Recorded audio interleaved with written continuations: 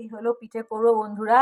আজকে হলো ফ্রাইডে, ছেলের আজকে লাস্ট স্কুল ছিল, সেই কারণে আজকে টাইম পেয়েছি। এখন 2 দিন পর পর 3 দিন পর পর স্যাটারডে সানডে মানডে স্কুল নেই, সেই কারণে ঝামেলাটাও কম থাকবে বলে আজকে বানাবো। বলেছিলাম না টাইম পেলে আমি ঠিক বানাবো।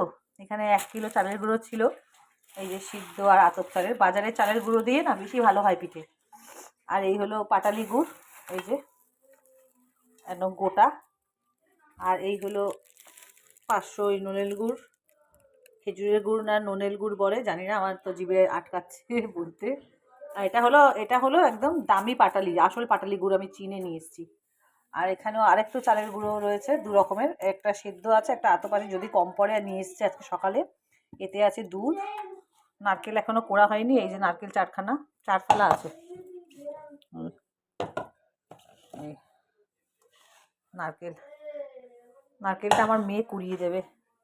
আর এই হলো খোয়া ক্ষীর, চালের গুঁড়ো, 2 রকমের গুড়, এখানে চালের গুঁড়ো, দুধ, আর এই আমুলিয়ার প্যাকেট।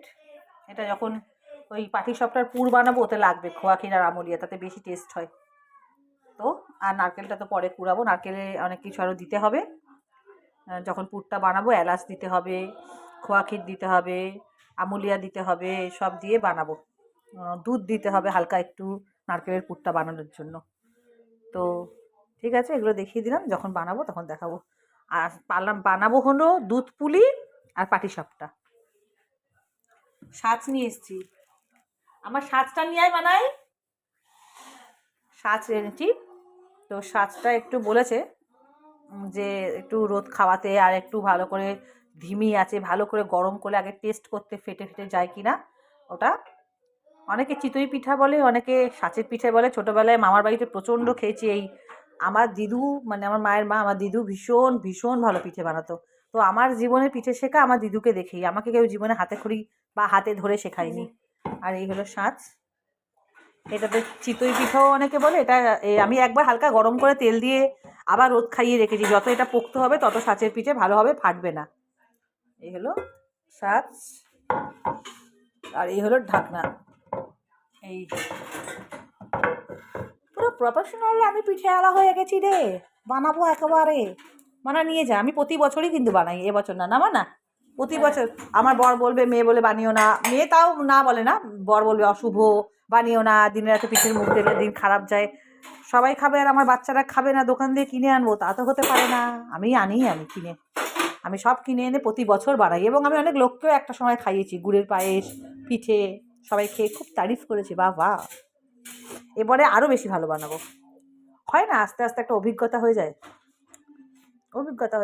বয়সের সাথে সাথে ম্যাচুরিটি লোকের বাড়ে, তাই না? তো সব জিনিসের বুদ্ধিও বাড়ে, সব কিছু বাড়ে। চলো, যখন বানাবো তখন দেখাচ্ছি। সারাদিন না ঘুমিয়ে কত বাসন পড়েছে, ঠান্ডাকালে এত বাসন, কত ননস্টিক, এখানে একটা ননস্টিক, আর ওখানে ওই যে অত বাসন পিঠের জন্য বন্ধুরা, শুধু পিঠের জন্য। এই দেখো আমার দুধ পুলি রেডি।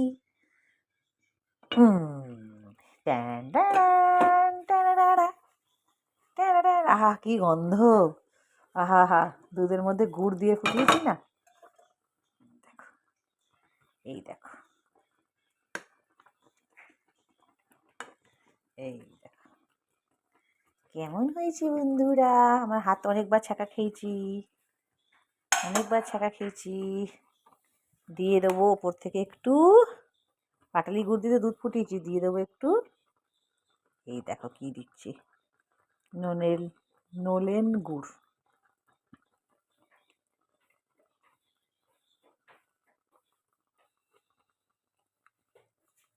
হ্যাঁ, হয়ে গেল। এবার এটাকে ঢেকে দেবো। দুধটা ঘি আর এলাচ আর গুড় দিয়ে ফুটিয়েছি, তারপরে হয়ে গেছে। পিঠে দিয়ে সবাই বলো কিন্তু আমার পিঠে কেমন হয়েছে। সব বানাই আমি, সব দেখছো কেমন হয়েছে, এই দেখো কে কে খাবে সবাইকে ইনভাইট করলাম, চলে এসো, তাড়াতাড়ি চলে এসো।